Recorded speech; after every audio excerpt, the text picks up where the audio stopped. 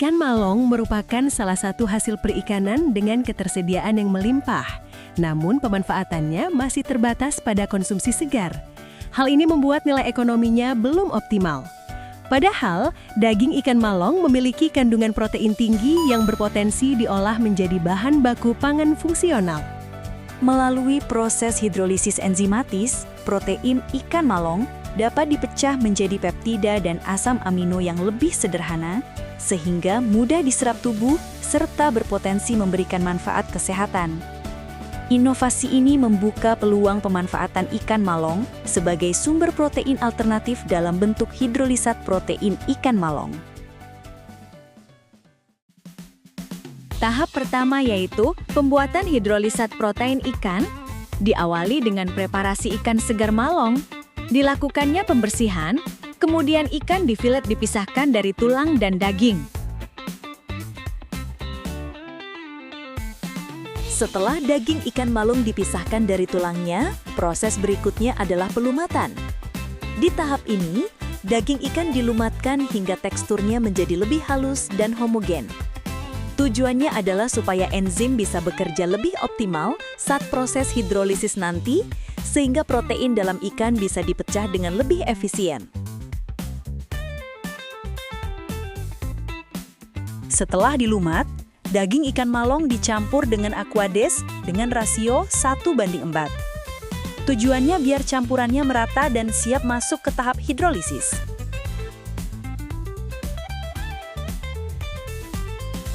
Tahap berikutnya adalah penambahan enzim bromelin.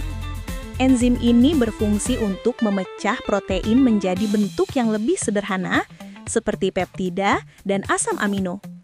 Proses ini penting banget, karena disinilah inti dari pembuatan hidrolisat protein terjadi.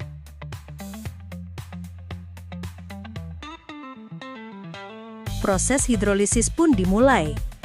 Campuran dipanaskan pada suhu 55 derajat Celcius, dengan pH dijaga di angka 7, selama kurang lebih 6 jam. Di tahap inilah enzim bromelin bekerja memecah protein menjadi bentuk yang lebih sederhana. Setelah dihidrolisis, campuran dipanaskan 90 derajat selama 20 menit untuk menonaktifkan enzim. Lalu, lanjut ke proses sentrifugasi. Masuk ke tahap sentrifugasi. Sebelum disentrifuge, semua sampel ditimbang dulu dan dimasukkan ke wadah sentrifuge. Beratnya harus seimbang, supaya proses sentrifugasi berjalan lancar dan stabil.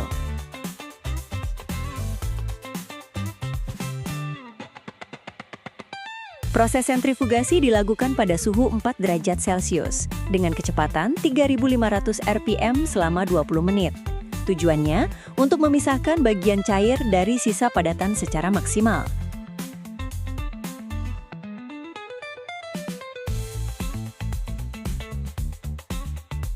Setelah proses sentrifugasi selesai, hasilnya dipisahkan jadi dua bagian, supernatant dan endapan atau perifitan.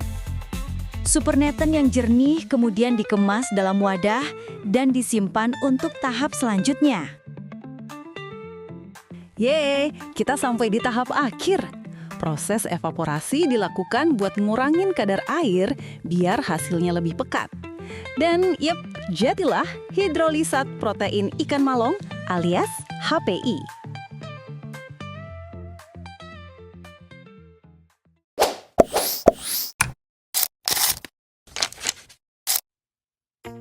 Let's go!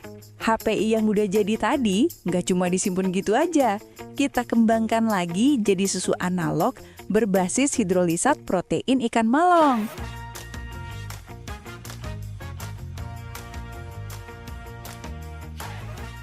Persiapan alat dan bahan pun dimulai. Beberapa bahan yang dipakai antara lain non-dairy creamer, maltodextrin, gula, vanili, bubuk kakao, dan sedikit garam buat sentuhan rasa. Semua disiapkan biar proses pembuatan susu analog berbasis HPI ikan malong bisa jalan mulus.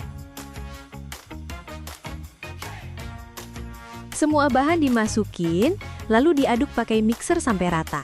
Simple, tapi penting buat dapetin tekstur yang pas.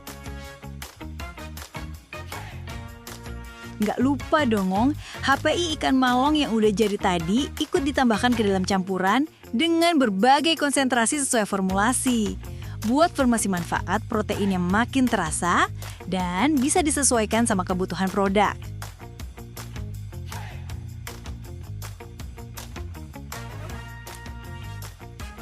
Yeay, selesai! Tahap akhir dilakukan freeze drying buat mengubah susu analog jadi bubuk yang awet dan praktis.